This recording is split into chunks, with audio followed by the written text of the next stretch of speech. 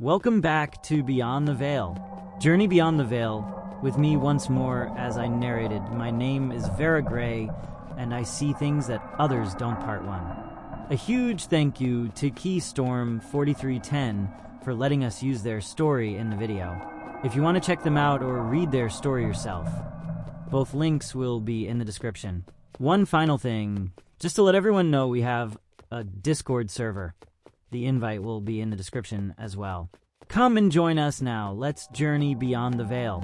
Look, if I'm being honest, I didn't really want to be writing this, but my friends encouraged me to tell the world what's happening and possibly see if anyone out there is going through the same thing. My name is Vera Gray, and I see things that others don't. It's been this way for as long as I can remember, but I think it took a turn for the worse when I started high school. The hell are you staring at? That's how I started my first day in school. My school is one of those picture-perfect high schools that you see in those movies where the floors are actually clean, and it seems like random students are going to start a song and dance number that goes on for a few minutes before everyone continues with their day like nothing just happened. Not Jacob, though. His hair was slick and greasy, and he was fat enough to where he made everyone else in the hallway seem small. It took a moment before he realized he was still looking at me. I wanted to tell him I was looking at the little black lizard that was poking its head out of his left nostril, but I decided that probably wouldn't be in my best interest. Sorry, I stuttered. I passed him, trying not to look at the lizard, who was now sticking his tongue out. Cute, I thought. Then I felt Jacob's hand grab the little loop on the top of my backpack.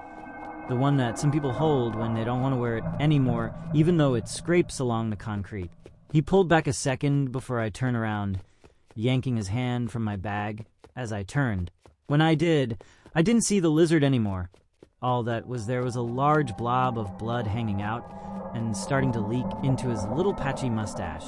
"Oh, here, you should clean that up," I said, handing him a crumpled tissue from my pocket. It took me a second to unfold the tissue, but I'd say it was still totally usable. "The hell," he said, slapping my hand away. The tissue fell to the floor as he walked away with his head leaning up to stop the nosebleed. "Rude," I muttered as I bent down to pick up the tissue. I shoved it back in my pocket. My parents taught me never to waste a good tissue. "Sorry about him," said Ashley. She was taller than me and wore a lanyard that promptly announced her status as Start Student Ashley.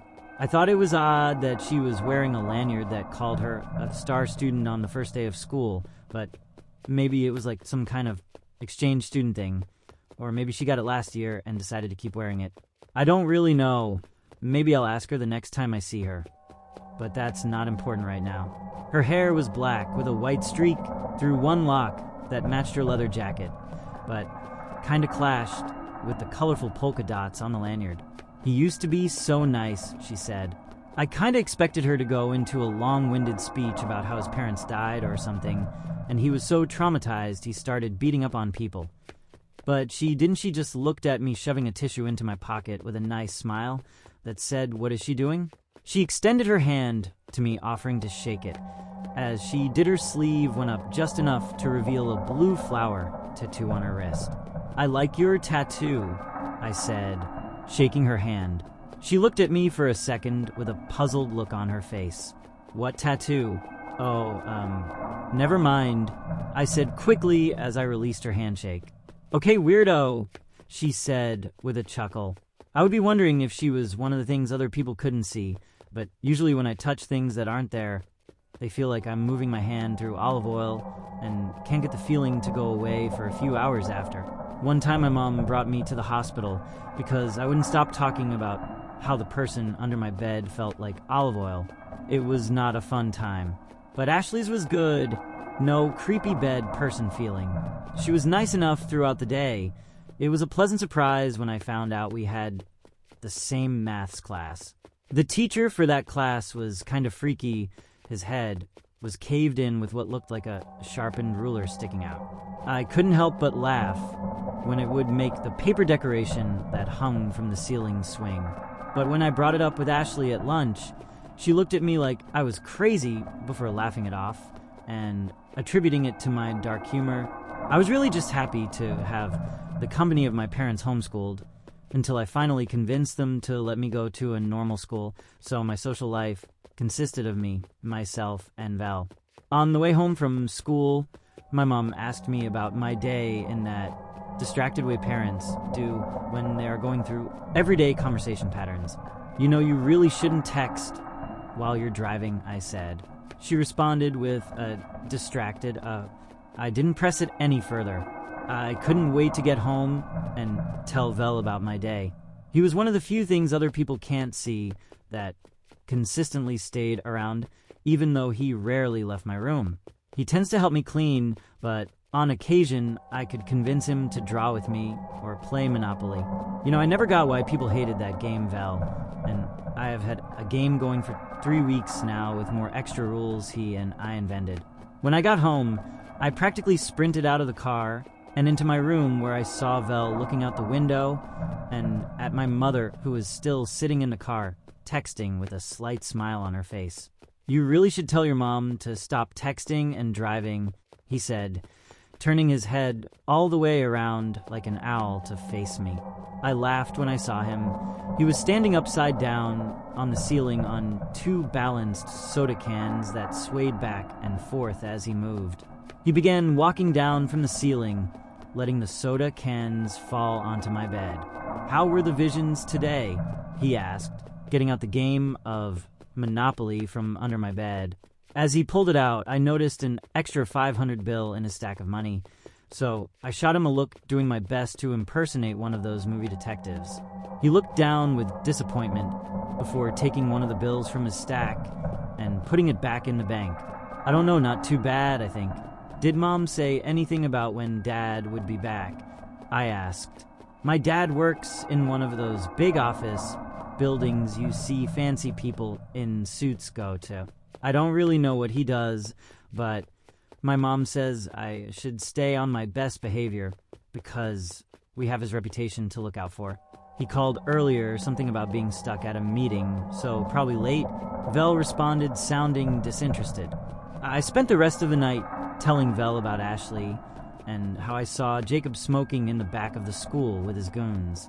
Vel spent the time listening and taking notes on a notepad that would appear and disappear whenever he needed. He got especially serious when I mentioned Jacob's nosebleed, but after a while, and about 1,000,000 questions, he was back to normal. At one point I looked up and saw him in a classic Sherlock Holmes outfit with a pipe that blew smoke shaped like headless chickens that ran around a second before disappearing, which made me laugh. He had one scaly wing sticking out a hole in the back of the outfit that looked like it had been ripped in half. It was the one thing he never changed when he made himself look different. I always wanted to ask him about it, but I figured it was something private, kind of like how my mom buys a box of cookies every week that she didn't share and always said she didn't have. And honestly, I didn't even like Sherlock Holmes, but Vel begged me to get my parents to buy the entire series. Just like Vel said, my dad got home late, and I heard my mom and him get in a fight soon after. They spent most of their time fighting about me, where my dad says I need to get put somewhere they can help me. I asked Vel to listen for me and tell me what they said, but he said no and that I should get some sleep. But in my opinion, if he gets to hang out in my room, then he should at least eavesdrop for me sometimes. I woke up the next morning nearly screaming. A dead cat laid on my pillow, only inches from my face. Immediately I got up, its fresh blood still seeping into my pillowcase. Now this was the worst. I love cats, and honestly, it would have been cute if not for the intestine hanging from its stomach. Nope, I told myself. I was not going to leave a dead cat on my damn bed, even if it was just another thing my parents would say didn't exist. I reached, grabbing the cat by the scruff of the neck, blood squirting out and onto my hand as I did. But then I stopped. The cat felt normal. Its fur was soft, and the blood that had gotten on my hand was warm and wet. There was no feeling of oil at all as I touched it. I screamed. Vel appeared out from under my bed. "What the hells?" he exclaimed, looking at the cat in my hand. Then the door to my room flew open. My mom was standing with her hands clasped over her mouth. "What did you do?" my dad said, pushing past my mother. He hit my hand hard, making me drop the body, which hit the hardwood floor with a sickening splat. He grabbed my wrist hard enough to leave a mark as he pulled me from the room. I was practically tossed in the back of the car as my father, still in his robe, stormed off, talking to my mom for a moment before getting in the car and without a word driving off. Vel came this time. He sat beside me holding my bloody hand. But when I tried to talk to him, there was no answer. Only my dad, angry, yelling, "Would you shut up about that damn imaginary friend? Can't you be normal?" There were a few other choice words sprinkled in with his yelling, but I don't really want to repeat them even in writing. I really did try to tell him I didn't do anything to the cat, but I really don't think I believed him. It's okay though, I already see him, so little it'll be like he's not even mad at me. We pulled up to a hospital soon after he got done yelling, where I ended up in one of those gowns that have no back in a room that smelled like alcohol. Not the kind my mom drinks, but the kind doctors put on your arm before giving you a shot. Vel didn't follow me to the room, and my dad was talking to a doctor a little ways away. "She's having another episode," was all I could make out before he saw me staring and quieted down. Before long, though, the doctor walked over. My dad neglected to follow. "Good morning, Vera, right?" He spoke. "Why, yes," I responded. He didn't look normal. Not in the way that other people didn't look normal to me, but in a way that genuinely terrified me. His eyes were black, with what looked like centipedes for hair that squirmed around at shoulder height. They bit into his shoulders as they squirmed, causing tears in the jacket and blood to leak down. The tips of his fingers were also black, but in a different way, almost like they were frozen for 1,000 years. They attached to his hand. "My name is Dr. Harper," he said, extending a hand. I did not shake his hand back. "Look, I know it's rude, but I didn't want to get 1,000-year-old mummy germs on me." He frowned when he realized I was not going to shake his hand before speaking. "I'm just here to ask you some questions. Is that all right with you?" I nodded my head slowly. "Great. Question 1. How would you feel if you watched something or someone burning alive?" "I don't know." "Is it someone I know?" I responded. "Does that matter?" he asked. "I mean, sure, I don't really know how I'd feel if I saw my mom burning, but if it was a random person, I'm sure I'd be fine." I responded matter-of-factly. The thing is, I have seen people burning before, but most of the time, they just stood there doing whatever it is they were doing. It didn't really bother me then, so I'm sure it wouldn't be too bad now. "Okay," he said, marking his clipboard. "Next question, do you enjoy hurting animals?" "What?" "No. Look, if this is about the cat, I swear I didn't do anything," I responded. "No one is accusing you, Vera. These are just questions. You know what? Why don't we move on? Last question. How often do you see people like us?" He asked. "I'm sorry? I don't understand." "Yes, you do, Vera. The things your parents tell you don't exist, like my eyes, or the little lizard in Jacob's nose." I didn't say anything. I hadn't told anyone about that. So how did he know? I asked myself. The centipedes behind, making a terrible rattling souls, as they squirmed more violently, ripping more and more out of Dr. Harper's shoulder. "You can be truthful, Vera. We've had our eyes on you for quite some time," he said, getting closer. "Not very often," I lied, setting my gaze to the floor. "Oh," I dash. He was cut off as Vel came through the ceiling like a ghost. "The hells are you doing?"